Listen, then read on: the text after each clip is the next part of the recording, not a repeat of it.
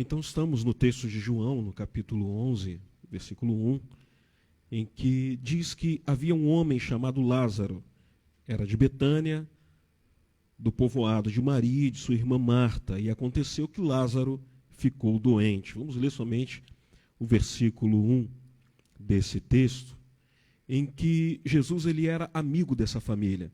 Jesus ele era amigo de Lázaro, de suas irmãs Maria e Marta, a ponto de Jesus fazer estadia, de Jesus se hospedar na casa dessa família toda vez que ia a Betânia. Mas mesmo Jesus sendo amigo dessa família, mesmo essa família servindo a Jesus, servindo ao Mestre, isso não impediu que a crise se instaurasse e permanecesse na casa dessa família. Lázaro estava enfermo, Lázaro ficou doente, Lázaro, o amigo de Jesus, estava doente. E essas irmãs, Maria e Marta, elas tomam uma atitude de mandar avisar Jesus, de ir até Jesus, mandar um mensageiro, falar para Jesus o que estava acontecendo em sua casa, de que a crise estava instaurada na casa deles. Jesus estava a uma distância de 32 quilômetros de Betânia, de 32 quilômetros de distância da casa de Lázaro. E quando o mensageiro chega até Jesus, essa distância era uma caminhada de um dia, e quando esse mensageiro ele chega até Jesus, Lázaro ele já estava morto. E Jesus ainda demora mais 2 dias onde estava, para então decidir ir até Betânia. E Jesus ele diz para os seus discípulos, ele fala para os seus discípulos: vamos voltar à Judéia, nosso amigo Lázaro está dormindo e eu vou acordá-lo. E os discípulos então, quando ouvem Jesus dizer que Lázaro estava dormindo, os discípulos disseram: Senhor, se ele dorme, então ele vai melhorar. Eles não entenderam que Jesus estava usando um sentido figurado para a morte. Mas aí então Jesus ele vira para os discípulos, revela para eles dizendo: Lázaro está morto, e eu muito me alegro de não ter estado lá. Que palavra difícil de você ouvir de um amigo que perdeu um outro amigo. Foi isso que Jesus falou, ele perdeu seu amigo Lázaro, e ele diz: Lázaro está morto, e eu muito me alegro de não ter estado lá. Mas Jesus ele vai para Betânia. Ele chega em Betânia 4 dias após a morte de Lázaro. 4 dias depois de Jesus perder o seu amigo, ele chega a Betânia, ele vai a Betânia. E qual o cenário que Jesus encontra em Betânia? Jesus encontra um cenário desolador. Jesus encontra um cenário de morte. Jesus encontra um cenário de luto. Jesus encontra um cenário de crise. A família de Lázaro está enlutada. Os amigos de Lázaro estão enlutados. Os amigos, o povoado onde Lázaro estava, estão todos enlutados porque perderam um grande homem. E Marta, irmã de Lázaro, ouve que Jesus havia chegado, ouve que Jesus havia chegado às portas do povoado. E aí então Marta vai ao encontro de Jesus. E nesse encontro de Jesus, em que Marta vai até ele, ela desaba e se desabafa aos pés de Jesus. Foi isso que Marta fez. Ela vai ao encontro de Jesus, ela desaba aos pés de Jesus e ela desabafa diante de Jesus. Ela diz: Senhor, se tu estivesses aqui, o meu irmão não teria morrido. Senhor, se tu chegasse antes, o meu irmão não teria morrido. E Jesus diz para Marta: Marta, o seu irmão vai ressuscitar. E Marta responde para Jesus, diz para ele assim: sim, Senhor, eu sei que o meu irmão ele vai ressuscitar no último dia. Mas aí Jesus faz uma declaração que somente Jesus poderia fazer. No capítulo 11 que lemos, no versículo 25, Jesus ele olha para Marta e ele diz assim: eu sou a ressurreição e a vida. Aquele que crê em mim, ainda que morra, viverá. Marta, ela estava vivendo um momento de conflito e ela estava vivendo um trânsito entre o passado e o futuro. Ela estava transitando entre o passado e o futuro. Mas só que Jesus, ele não está preso às categorias do tempo. Jesus, ele não se prende às categorias do nosso tempo. Jesus é atemporal. Marta crê no Jesus que poderia ter evitado a morte de Lázaro. Ela diz isso para Jesus: se o Senhor estivesse aqui, o meu irmão não teria morrido. Ela está falando do passado, ela crê que Jesus tem o poder de realizar coisas lá no passado. Ela cria no poder de Jesus. Se o Senhor tivesse chegado 4 dias antes, o meu irmão não teria morrido. Marta crê que Jesus pode fazer coisas no futuro, de que Jesus irá ressuscitar pessoas no último dia. Ela crê no futuro. Mas Marta não crê que Jesus pode realizar coisas no tempo presente. Marta não cria que Jesus era capaz de mudar histórias no hoje, no agora. Marta, ela vacila entre a fé e a lógica. Marta, ela oscila entre a fé e a lógica. Por que isso? Porque a fé é a capacidade de você olhar para o impossível e dizer: é possível. A fé é a capacidade que você tem de olhar para o impossível e dizer: sim, isso pode acontecer. A fé é a capacidade de você olhar para o impossível e dizer: o jogo pode virar. A fé é a capacidade de você olhar para o impossível e dizer: a situação pode mudar. A crise pode passar. Isso é fé. E a Marta, a fé dela oscilava entre o passado e o futuro, mas que não via uma possibilidade de mudança no presente. Talvez você esteja vivendo uma vida nesse momento, desse jeito, da maneira em que Marta está vivendo. Oscilando no passado, em que você olha para trás e você crê na Bíblia, você crê em tudo que a Bíblia diz, em todos os milagres que Jesus realizou. Você crê em todos os milagres do Antigo Testamento em que Deus realizou através dos profetas, em que Deus realizou através de pessoas no Antigo Testamento. Você crê em tudo que a Bíblia diz no passado. Você crê também no que a Bíblia diz sobre o futuro. Você crê que Jesus voltará, que Jesus buscará uma igreja, que Jesus nos levará para o céu. Você crê no futuro. Mas talvez a situação que você esteja vivendo hoje, o seu agora, o seu momento, você não vê possibilidade de mudança para a sua circunstância e para a sua crise hoje. Mas eu quero te dizer que o mesmo Deus que operou no passado, que vai operar no futuro, é o Deus que opera agora. É o Deus que opera no hoje. É o Deus que pode mudar a sua situação hoje. É o Deus que pode mudar a sua vida agora, nesse instante. Esse é o Jesus que nós cremos, esse é o Jesus que nós pregamos, esse é o Jesus que nós temos colocado a nossa fé, a nossa confiança e a nossa esperança nele.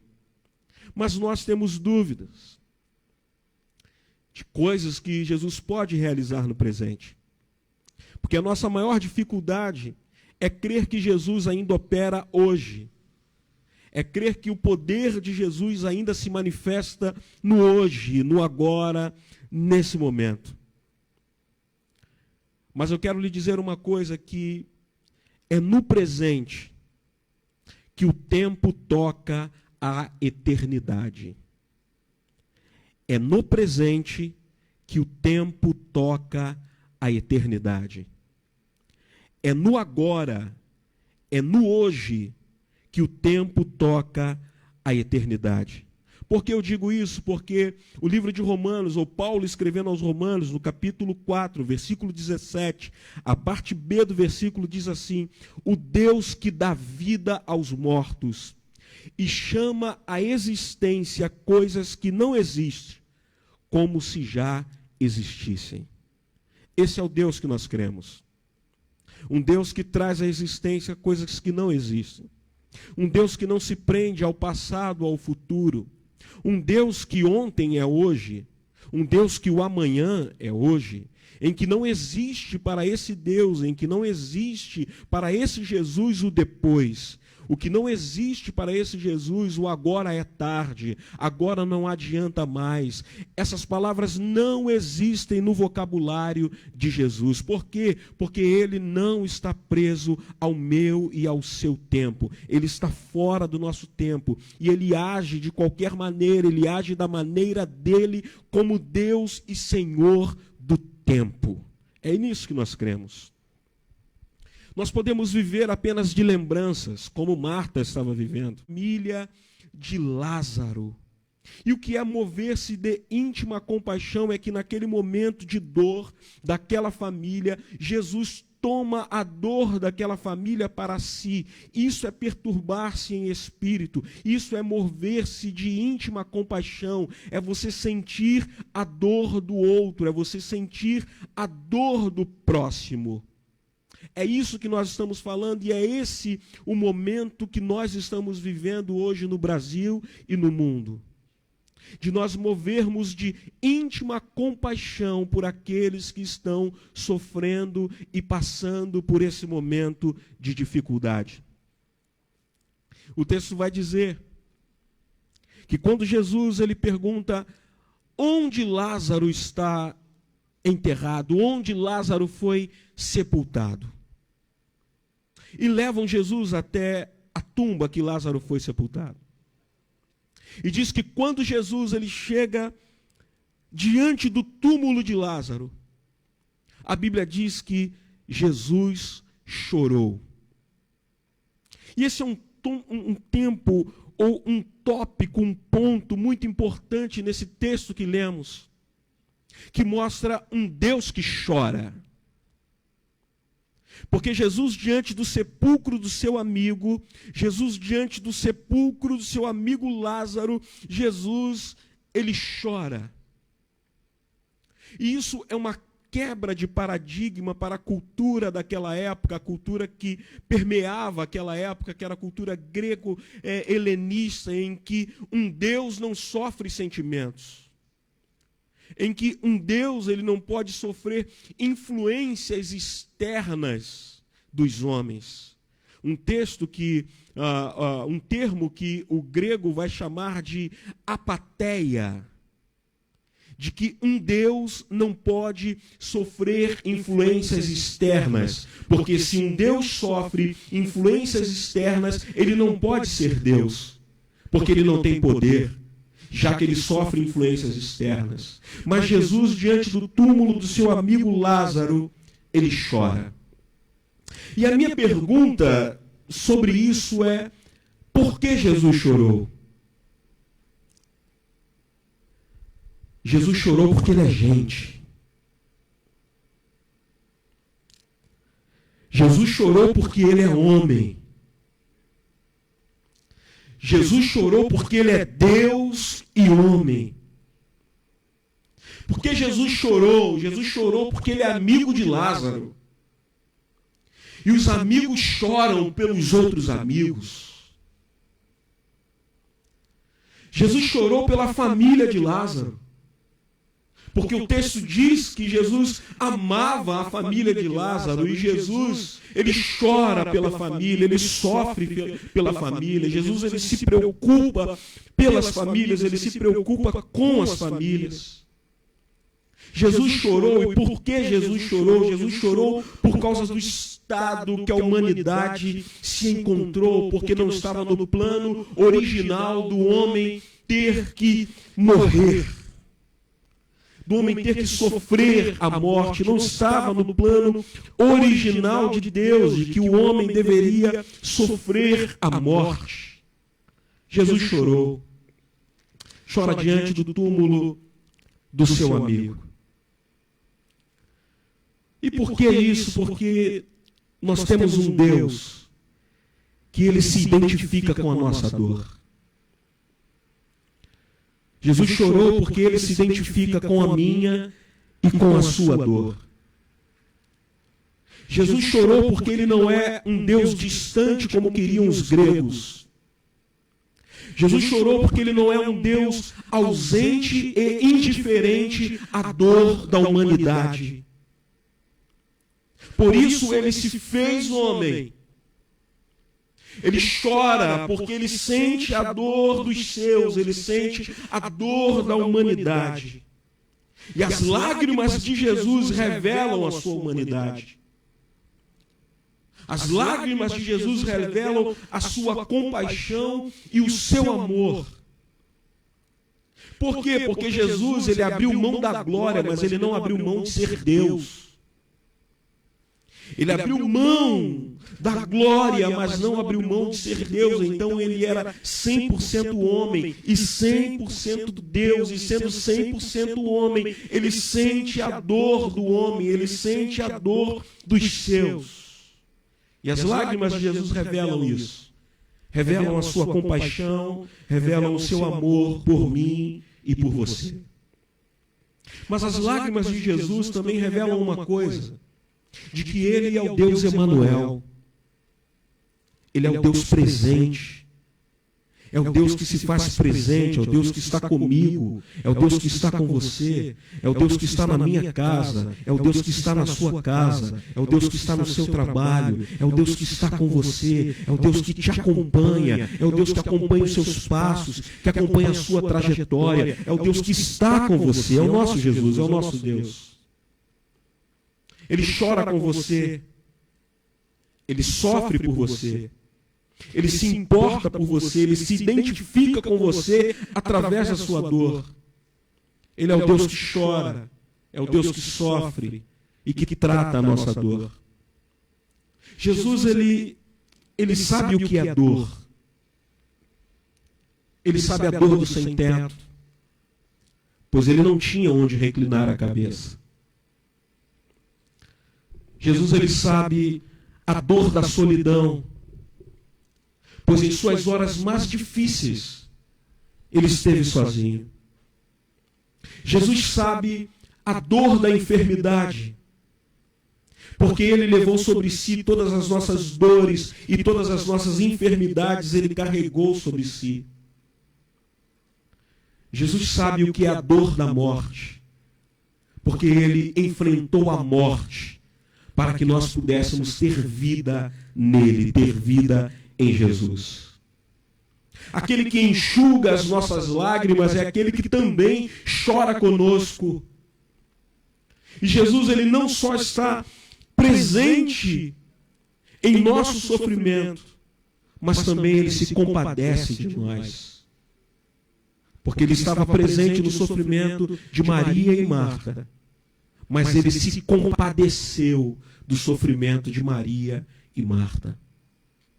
Jesus está diante do sepulcro e ele diz uma coisa. Ele fala, olha, tirai a pedra. Ele manda tirar a pedra do sepulcro. Por que isso? Só Jesus pode ressuscitar um morto. Isso é ele que faz.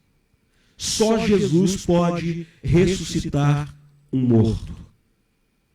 Mas tirar a pedra, eu e você é que temos que fazer.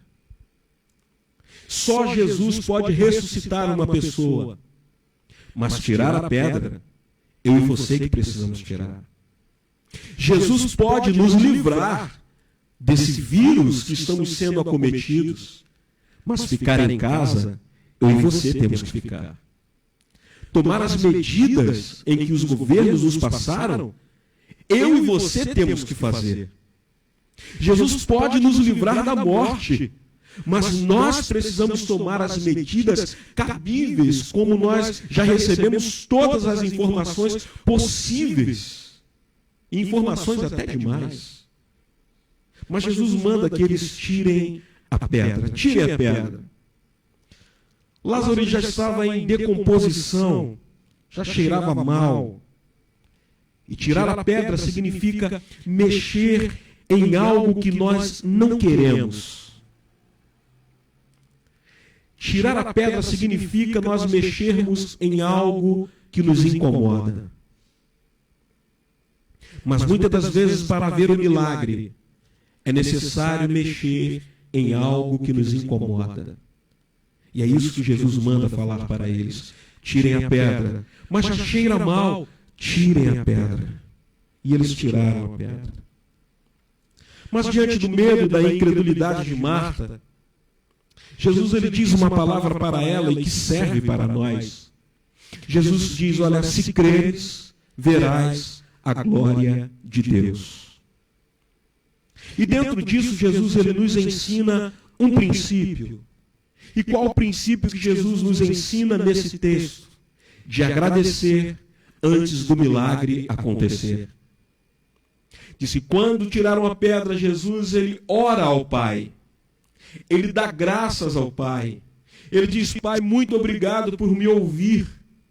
E ele, em seu íntimo, ele dizia, eu sei que tu sempre me ouves, mas eu estou dizendo isso pelos incrédulos que estão à minha volta. Mas Jesus, ele nos ensina um princípio de agradecer antes do milagre. E após agradecer, Jesus, ele dá uma ordem ao morto. Jesus, ele dá uma ordem à morte. Jesus, ele diz, Lázaro, vem para fora. Que coisa gloriosa, o poder da voz de Jesus. Jesus, ele diz, Lázaro, vem para fora. A morte ouve a voz da vida. A morte dá ouvidos à vida. E Lázaro sai de dentro do sepulcro. Lázaro sai vivo de dentro do sepulcro para a glória de Deus. O interessante é que um outro pensamento que permeava nessa época é que até 3 dias um morto poderia ressuscitar. Os judeus acreditavam que até 3 dias o espírito daquela pessoa vagava pela terra. E até 3 dias aquela pessoa poderia ressuscitar. E aí Jesus ele mostra que ele não está também preso à cultura humana, que Jesus ele não está preso a crenças humanas, a crendices humanas, e que ele age da maneira que ele quer, na hora que ele quer, e que a hora que ele age é perfeita. No 4º dia em que ninguém mais tinha esperança que Lázaro ressuscitasse, Jesus virou para Lázaro diante daquele sepulcro e o chamou pelo nome, diz, Lázaro, vem para fora, e a morte dá voz à vida. E a vida, o sopro de vida volta para Lázaro, e Lázaro sai de dentro daquele sepulcro, e Deus é glorificado na ressurreição de Lázaro. O que eu quero concluir para você nessa noite, nessa nossa primeira live, nessa nossa primeira transmissão, o que eu quero concluir é que Jesus age no tempo do Pai. Ele não age no meu, nem no seu tempo. Ele age no tempo de Deus. Jesus ele não age segundo a minha pressa e segundo a sua pressa. A hora dele é perfeita. Jesus não chega atrasado. Talvez você esteja vivendo um momento de dificuldade, um momento de tristeza, um momento de crise, e você está pensando que Deus está atrasado. Não, ele não chega atrasado. A hora de Deus é perfeita, ele não falha. E outra, Jesus ele não é pego de surpresa. Você não vai encontrar com Jesus andando esbaforido, cansado de correr, com uma camisa por dentro da calça, uma parte, a outra parte por fora da calça, esbaforido, correndo, e você perguntando, Jesus, por que você está correndo? Não, eu tenho que correr porque Lázaro morreu. Não, Jesus ele continua calmo, plácido e tranquilo. Não há pânico em Jesus. Ele não é pego de surpresa. Por quê? Porque Jesus ele conhece o fim desde o princípio. Porque ele é o início, o meio e o fim. Ele é o alfa e o ômega. Ele anuncia o fim desde o princípio. Ele enxerga o futuro desde o passado. Jesus sabia que Lázaro estava doente. Jesus sabia que Lázaro havia morrido. E Jesus, ele tarda aí. Por quê? Porque Jesus sabia o que ia fazer. Jesus sempre sabe o que vai fazer. Nós é que não sabemos. Ele sabia que Lázaro estava doente, ele sabia que Lázaro havia morrido. Mesmo assim, ele fica mais 2 dias. Por que Jesus se atrasa? Jesus se atrasa porque ele sabia o que ia fazer. Jesus sempre sabe o que faz. Nós é que não sabemos de nada. Esse texto também nos ensina uma coisa, que nada escapa do controle de Deus. Que enquanto aqui na terra nós estamos em crise, enquanto aqui na terra nós estamos em desespero, enquanto aqui na terra nós estamos preocupados, estamos alvoroçados, no céu está tudo sob o mais absoluto controle. Não há pânico nos céus. O amigo do morto é Jesus. O amigo do morto é dono da vida. E o dono da vida chama o amigo que está morto para a vida. Jesus disse: vamos a Betânia, pois meu amigo Lázaro está dormindo e eu vou acordá-lo. Jesus é o nosso grande amigo que vem ao nosso encontro nas maiores crises da nossa vida. Jesus é o nosso amigo que vem ao nosso encontro nas noites mais escuras, nos dias mais sombrios, nas noites mais trevosas. Jesus é o amigo que vem ao nosso encontro. E ele pode estar indo ao seu encontro agora, nesse momento, na vida em que você está vivendo. Talvez você esteja se sentindo abandonado. Talvez na hora mais escura da sua vida, você está se sentindo abandonado por pessoas que falaram para você que nunca iriam te abandonar, que estariam com você para sempre. Mas talvez você esteja se sentindo sozinho e abandonado. Mas o amigo daqueles que se sentem abandonados está indo ao seu encontro. Está indo até você. E esse amigo, ele nos fez uma promessa.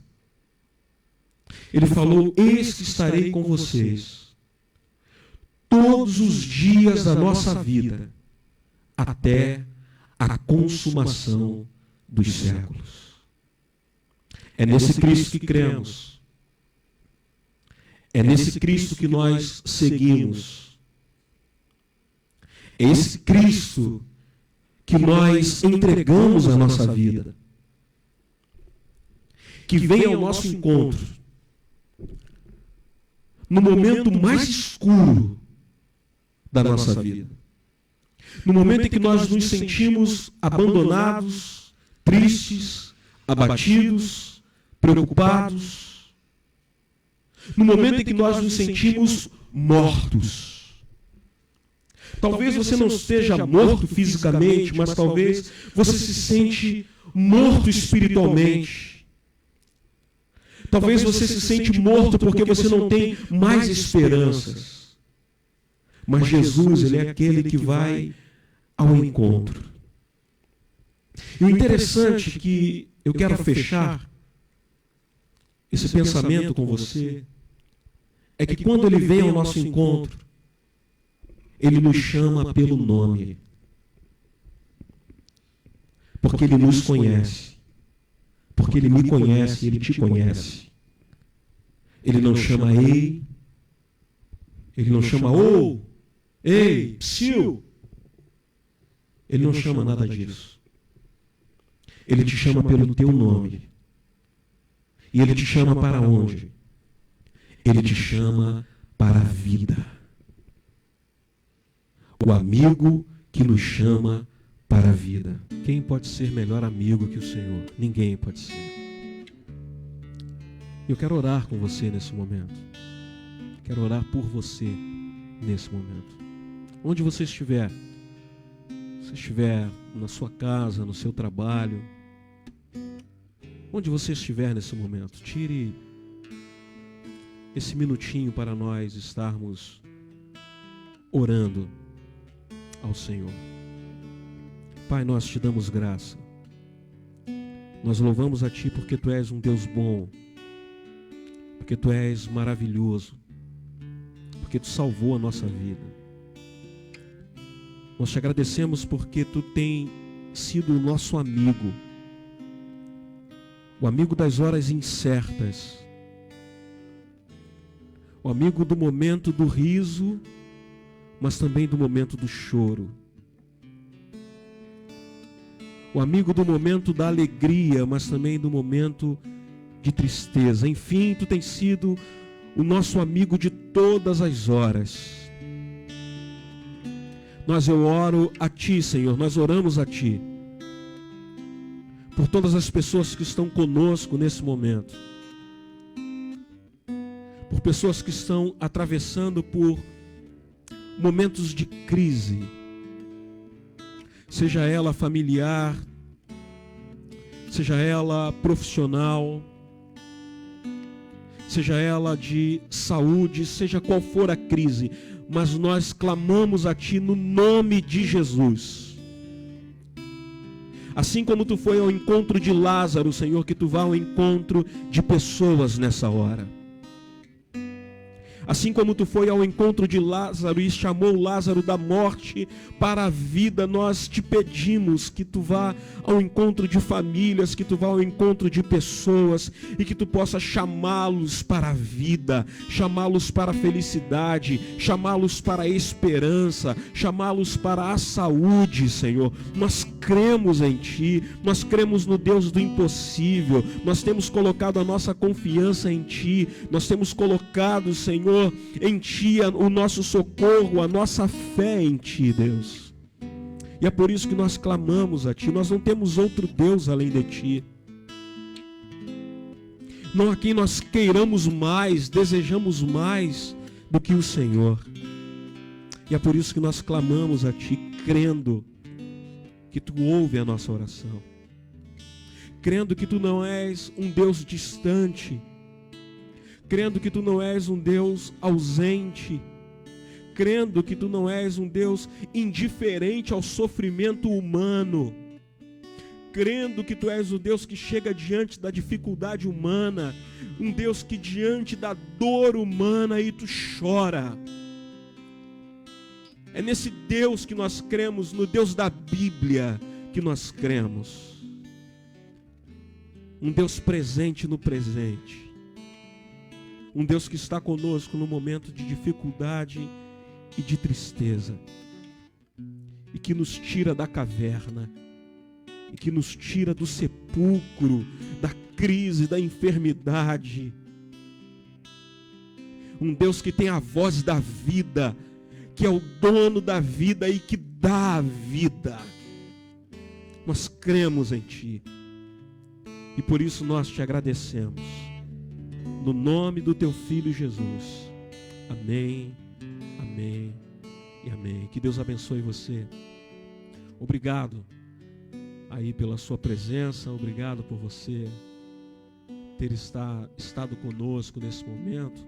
Obrigado por ter aberto aí a sua casa, a sua sala, o seu quarto para nós. Eu quero lhe convidar para você estar conosco novamente na quinta-feira, às 20 horas. Quinta-feira, às 20 horas, estaremos transmitindo novamente o nosso culto online pelo Facebook. Estaremos transmitindo pelo Facebook na próxima quinta-feira, às 20 horas. Não perca. E faz o seguinte, compartilha com um amigo, compartilha com o seu vizinho, abençoe. E deixa eu te fazer um outro pedido. Não compartilhe mensagens que vá causar alvoroço, que vá causar desesperança, mas compartilhe nessa semana mensagens de esperança para as pessoas, porque a mensagem do Evangelho é essa, é que em meio à crise e à dificuldade, há uma esperança, e essa esperança se chama Jesus. E é no nome de Jesus que eu quero me despedir de você nessa noite. Deus abençoe você, Deus abençoe a sua família, Deus abençoe a sua casa, que as mãos do Senhor estejam sobre você, sobre a sua casa e sobre a sua família. Deus te abençoe, tenha uma semana abençoada, em nome de Jesus. Até lá, Deus te abençoe. Amém.